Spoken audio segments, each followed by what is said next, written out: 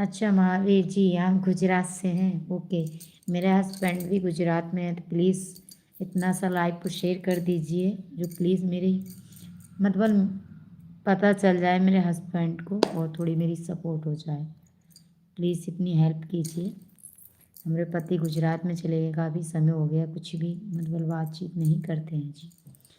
Please तो इतना request कीजिए रही हूँ मैं आपसे कि हमारे पति के पास तक लाइव पहुँच जाए मेरा, गुजरात तक, थोड़ा हमको भी बात हो जाए। बताइए जी। पति गुजरात में हमरे को छोड़ के चले गए काम करने के लिए।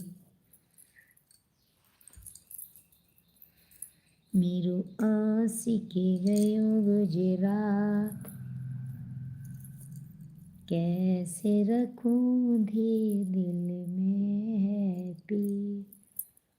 मेरो